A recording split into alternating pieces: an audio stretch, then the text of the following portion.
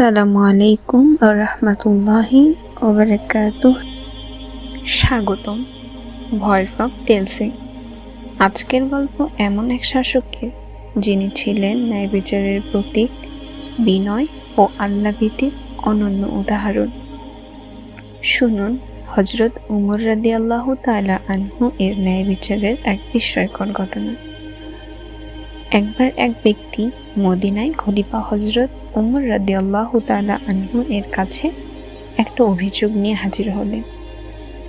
তার অভিযোগ এই ছিল যে একজন প্রভাবশালী ব্যক্তি অন্যায়ভাবে তার ছেলেকে আঘাত করেছিল।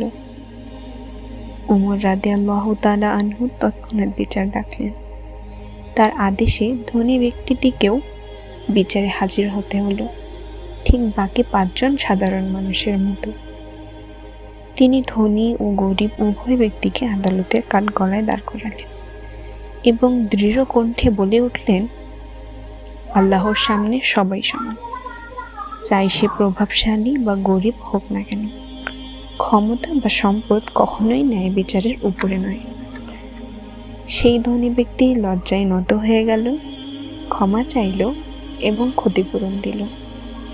উমর রাদিয়াল্লাহু তাআলা আনহু এর এই সিদ্ধান্ত ইতিহাসে অমর হয়ে আছে। সত্যের পথে দাঁড়ানোই ন্যায়ের মূল শিক্ষা। ন্যায় বিচার শুধু আদালতে নয়, এটি প্রতিটি মানুষের হৃদয়ে থাকা উচিত। এই গল্প থেকে আমরা শিখলাম, আল্লাহভীতি থাকলে বিচার কখনো অন্যায়ের পথে যায় না। ধন্যবাদ গল্পটি শোনার জন্য।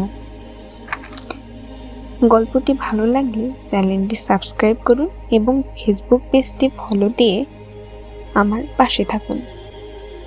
মনে রাখুন, প্রতিটি গল্পে থাকে একটা শিক্ষা, কিছু অনুপ্রেরণা যা আমাদের জীবনকে আলোকিত করতে পারে।